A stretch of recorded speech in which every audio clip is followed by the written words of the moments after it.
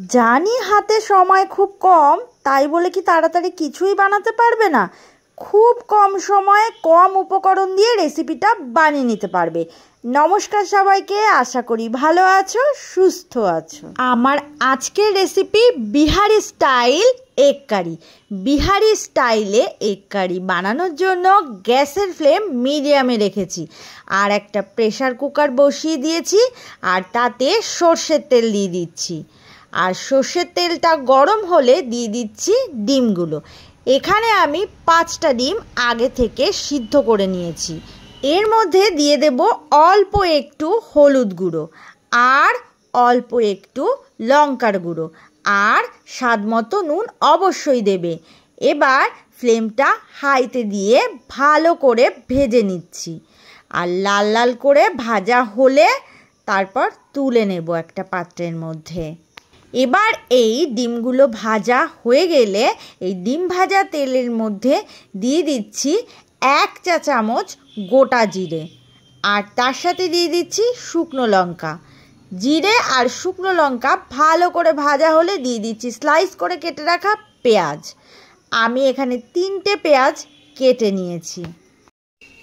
এবার গ্যাসের ফ্লেমটা হাইতে রেখে এটাকে ভালো করে ভাজতে থাকবো। আর এটা কড়াইতে করলে কি হবে, পেঁয়াজগুলো গলতে অনেকটা সময় লাগবে, তাই প্রেসার কুকারে সেটা খুব ইজি হয়ে যাবে। সেজন্য আমি প্রেসার কুকারেই রান্নাটা করে নিচ্ছি। এই পেঁয়াজটা ভাজার সময় 3টে গোটা রসুনের মধ্যে দিয়ে দেবো, আর রসুনগুলো গোটা গোটা রেখেছি, আর শুধুমাত্র ওপরের খোলাগুলো ছাড়িয়ে ভালো করে ধুয়ে তারপর দিয়ে দেব। এবার পেঁয়াজের সাথে রসুনটাকে ভালো করে ভাজতে থাকবো। পেঁয়াজের কালার লালচে হলেই এখানে দিয়ে দেব আদা রসুন বাটা। একটা গোটা রসুন আর 1/2 ইঞ্চি পরিমাণ আদা আমি এখানে বেটে নিয়েছি। এবার এটাকে 1-2 মিনিট ভালো করে কষিয়ে নিতে হবে, যাতে করে আদা রসুনের কাঁচা গন্ধটা চলে যায়।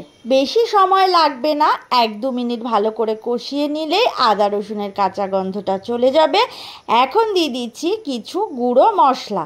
এখানে দিয়ে দেব 1 চা চামচ হলুদ গুঁড়ো, আর দিয়ে দেব 1 চামচ লঙ্কার গুঁড়ো, আর দিয়ে দিলাম 2 চামচ ধনে গুঁড়ো। এই রান্নাতে অবশ্যই ধনে গুঁড়ো ব্যবহার করবে, তাহলে কিন্তু টেস্ট ভালো হবে।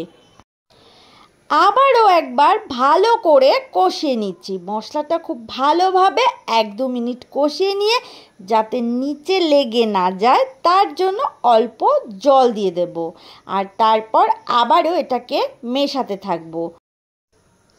এখানে 1.5 চামচ চিকেন মশলা দেব, আর মশলাটা ভালো করে মেশানো হয়ে গেলে এখানে দিয়ে দেব 100 গ্রাম টক দই, আর টক দইটাকে ভালো করে ফেটিয়ে নিয়েছিলাম। আর এই সময় গ্যাসের ফ্লেমটা লোতে রাখতে হবে, না হলে দই কেটে যাওয়ার সম্ভাবনা থাকে।